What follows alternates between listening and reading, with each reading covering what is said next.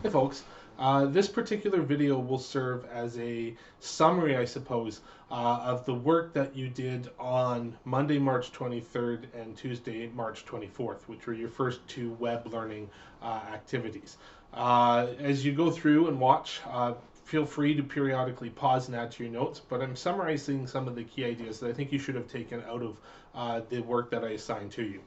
On the Monday, you watched the video which was put together about 4 or 5 years, I think, ago by CBC's Fifth Estate. Obviously, as I mentioned when I previewed the video in your lesson, it had a little bit of a bias to it, but it did expose some of the challenges that exist within the prison system. Probably quite a shocking film if you hadn't seen it before. Certainly, the violent culture that exists within prison, even though you're looking at a small snapshot of some particularly negative circumstances that have occurred in particular prisons in the country, it definitely does give you an idea of just how difficult prison actually can be and how it's certainly not a holiday for the people who are there. The other reason why I assigned that was just to give you an idea of the culture of prison and how it can sometimes be a hard place for proper rehabilitation to occur within, particularly when you're dealing with prisons that have a number of violent offenders there. And how sometimes, especially in the minds of a lot of justice officials, whether they're probation officers or judges or other people who have more intimate contact with the prison system, there's often a perception that sending a person to jail to learn about what they did and hopefully think about it and not commit crime in the future, sometimes that's more easily said than done. And in many cases, the prison actually becomes kind of an incubator for people who may not have been so violent or have so many criminal tendencies for greater sort of scaling up of criminal activity. Concerns about the prison system and the fact that it didn't always work so well as really skyrocketing costs that have been ongoing for years, led a lot of people in the 1990s in Canada to think about ways we could reform the system. Particularly, not so much for people like a Bernardo, who's kind of the obvious example of a person who I don't think anybody would ever disagree should be in prison for the rest of their life, but more so for people who maybe are kind of in between situations where they've committed crimes. They certainly need to be punished, but where they could maybe go two directions. They could find opportunities and better environments that might help them to sort of turn their lives around, or if they're in negative environments and they don't really have a positive sort of series of things to look up towards, may actually go the other direction. Two major changes that occurred as a result of that, and that will lead into the first question for your homework on the second day, were as follows. Firstly, and this is not in your notes, but I'll mention it, they created something called the Youth Criminal Justice Act in the mid-1990s. It replaced the Young Offenders Act, and the core idea was that they were going to put a little bit more emphasis on maybe not always using prison as much as they had, maybe giving a little bit more protection towards young offenders under the age of 18 in terms of not publishing their names, keeping records sealed, etc., and a little bit more in terms of community supports, because the general perception was that young people are the more sort of, I guess, there's more potential for salvation there. And the hope was that by implementing a reform that would provide for more supports, they would be less likely to commit crime in the future. Recidivism, which is committing crime over and over again, repeatedly, would hopefully go down, particularly for that young, impressionable population. The other thing that was introduced was that there was a reworking in terms of literature and legislation about how judges should proceed with sentences. And in particular, they added some new details to the traditional guidelines. You'll recall from previous classes before March break, we said that there's really four very old-fashioned traditional views for how and what you should consider when you sentence. The first would be to obviously punish. The second would be to try to deter through penalties people committing crime because of the fear of consequence. The third, which is still really important, they all are, would be to protect the public. And the fourth, although somewhat contradictory at times, still important, would be to rehabilitate. The two other things that were added into the picture, one of them was the fact that when you're considering sentence, you should also consider the needs of the community and the victims. And so things like, for example, victim supports and opportunities to provide sort of community supports were added into just a general consideration of how a judge should put a sentence together. The final detail, and I'm going to read this to you because the language is actually important in particular, was as follows. They said that a goal for sentencing sentencing should be to promote a sense of responsibility in offenders and to create acknowledgement of the harm done to victims and to the community. And essentially, the idea there was that they wanted people who were convicted, I guess at this point we can call them criminals, to understand that they'd harmed the community, but also to work with their community to try to sort of create a new, more positive bond with those people, and to understand, and the community as well, to understand that a crime involves a failure of sort of social balance, and that as many people as possible need to help out to try to bring balance back into the picture, especially in cases where maybe the crime was committed because of the fact that there's certain extenuating circumstances. We're not talking about murder and things like that, but crimes where there's a little bit more of an opportunity for rehabilitation. Maybe it shouldn't just be here, this is what the individual needs to do who committed a crime, but there's a little bit more of a community involvement there. As a response to that, one of the things that started to emerge, and it's always been controversial, I'm going to get into the controversies as I go through here, with circle sentencing. Circle sentencing is a sort of, new way of providing a sentence. More popular within indigenous communities within the country than elsewhere, but it has been used for other kinds of offenders. And it provides a little bit of a different approach to doling out a sentence and dealing with sort of how that sentence is administered. And the hope is that it brings a little bit more of a community approach into the picture. The key idea for a circle sentencing hearing is essentially this. A judge still has discretion when you have these kinds of hearings for giving the ultimate sentence. That's part of core Canadian law. It doesn't change. What does change, however, is the way that the hearing process is run in order to develop the ideas for what that sentence may involve.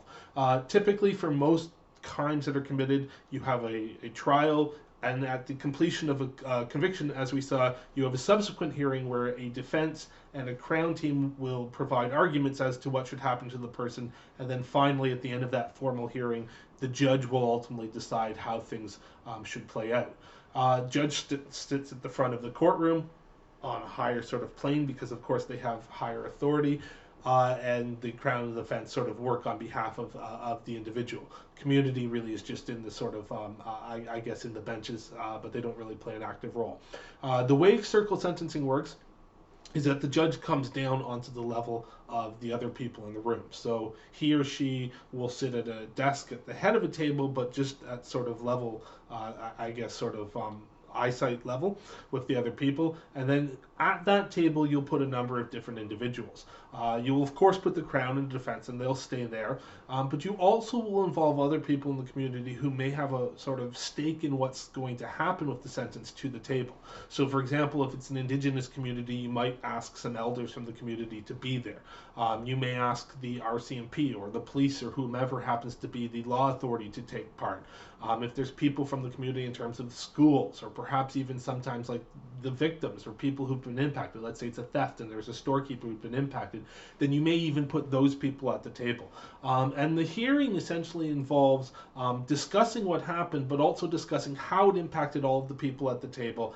And then ultimately, all of the different people will sort of make recommendations for what should occur in terms of the ultimate sentence. And then at the end of that, following that period, the judge would follow up and he would or she would make their particular decision in terms of the final sentence. And that doesn't change in terms of they get discretion, but the process is very, very different.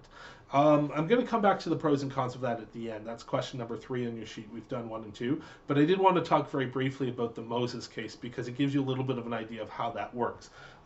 You can read through the summary. It's a very long summary, mostly about the actual process, not so much about the case.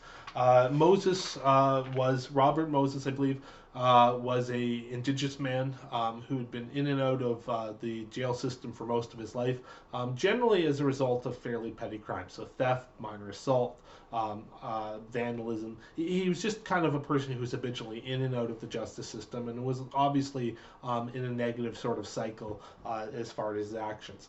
The judge in this particular case, Judge Stewart, had decided that there had been too many negative experiences within prison and in other parts of Moses' life for him to really be benefiting from going back. He felt like it was just a negative, vicious circle and that things weren't really working.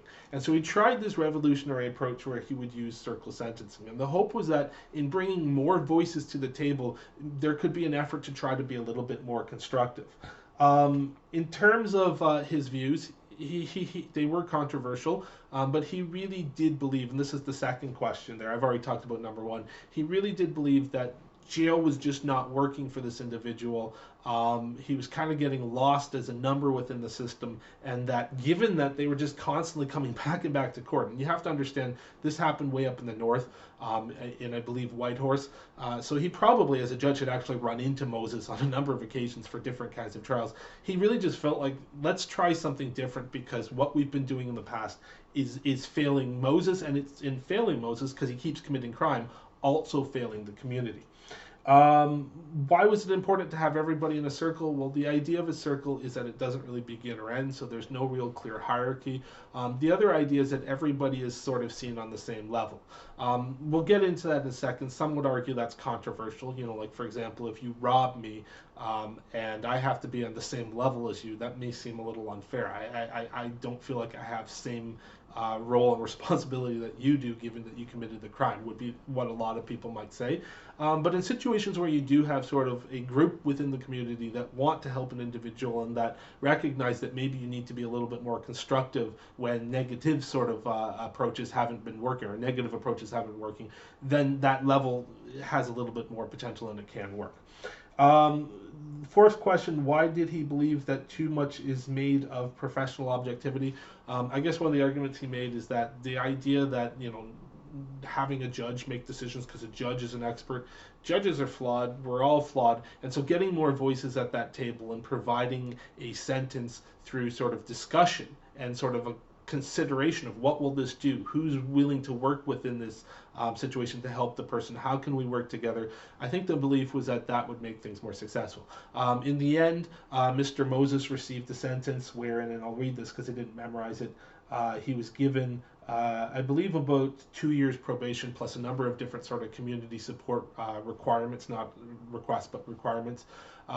Generally speaking, that's not a really controversial decision for this case. It involved a man who had been charged with having a bat and committing theft. That's not usually something you would expect a long amount of jail time for, but it did sort of set a precedence for how a lot of the conditions actually really did involve working with the community in terms of having to go to counseling and working for people in terms of providing community service, so on and so forth.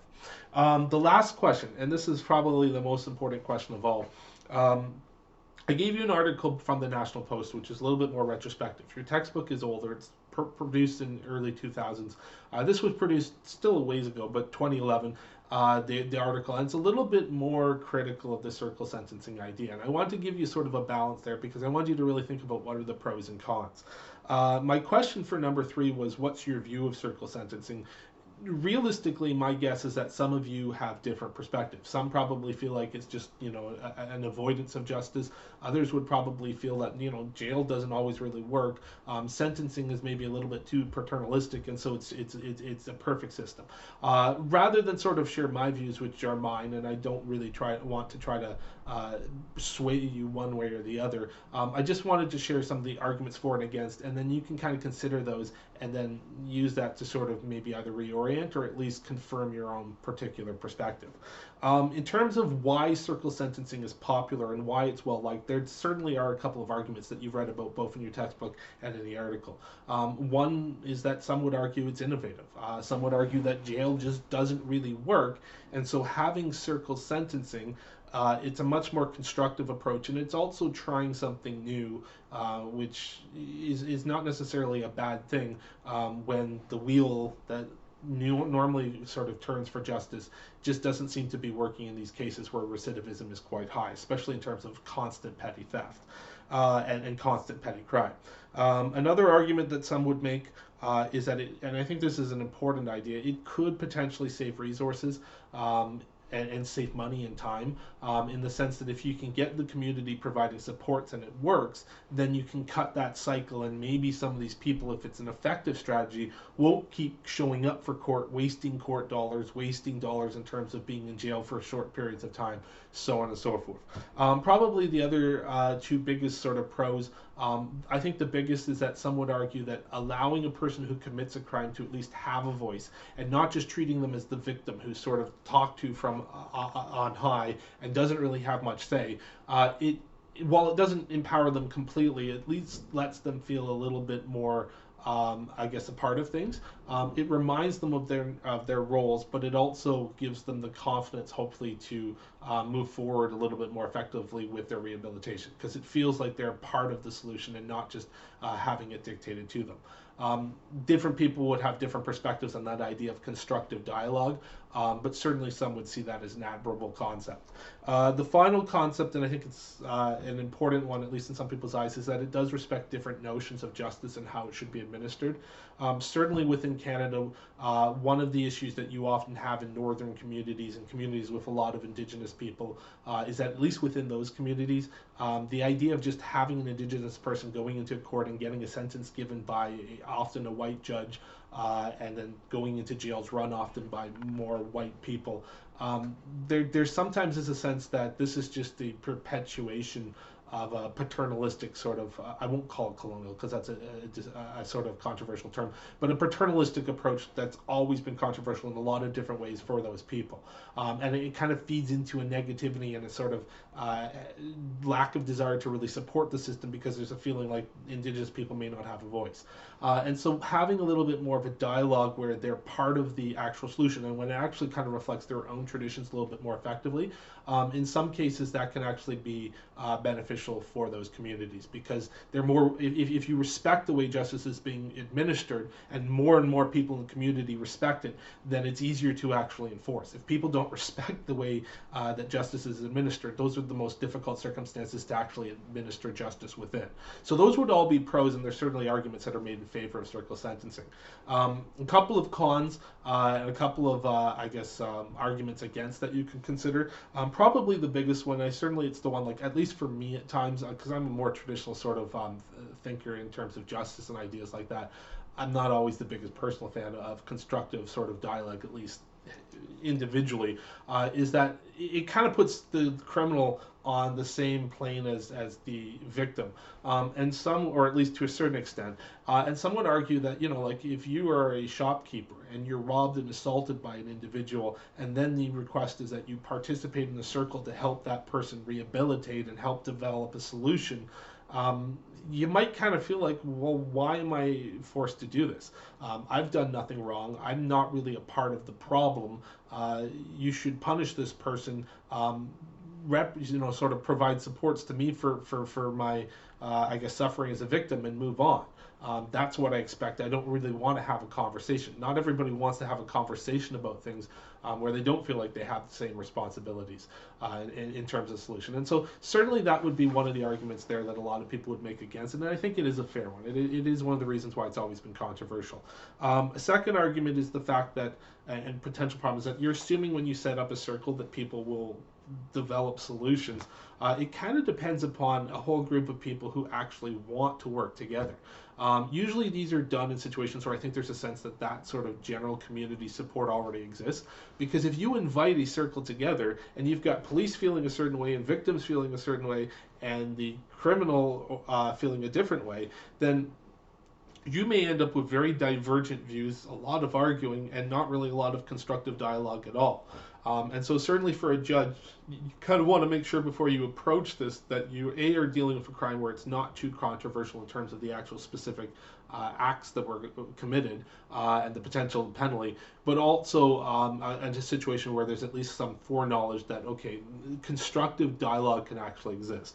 Final point, I'll make this quickly because I realize this is almost about 20 minutes here, is that when you're looking at circle sentencing, one of the, I guess, final concerns is that it may actually lead to sentences that are considered to be not consistent with general precedent. And some would argue that it ends up, in some cases, if a judge goes along with a recommendation of a circle that's not precedent related, kind of skirting justice. They cited, and of course the article has a certain thesis, and then they picked a particular case that stood out, but they cited a case where there'd been an Indigenous man who had an Indigenous wife. He'd been responsible for returning, I guess it was a custody issue, his children to the wife. The wife didn't answer the door. I guess she wasn't home, and so he knocked on the door and left the two kids on the porch. The two kids were wearing diapers and T-shirts. It was below freezing outside, and essentially the two children who were almost infants. They froze to death. And of course, the question became, well, this negligence. Like how do you deal with this particular harm to a child? Uh, Ultimately, the recommendation of the sentencing circle was that the man didn't actually go to jail, but rather he would have community sentencing, particularly within sort of an indigenous group of some kind within the community, to provide supports and monitoring. That was really, really controversial with a lot of people, and a lot had argued that, if this is what these kinds of sentence hearings are leading to, then we want no part of this. This isn't really justice in most people's eyes. Is that the norm? Probably not. That's one of the more extreme, controversial cases that have occurred. But certainly it was one that at least tested the boundaries for where these should be used. Was that even an appropriate case to have a circle sentence? And secondly, are they always truly providing justice to the victims of crime? Okay, so that gives you a little bit of an idea of the ideas of circle sentencing and restorative justice, and hopefully it helps out in terms of summarizing the key things you should have seen from the first couple of days worth of homework. Thank you.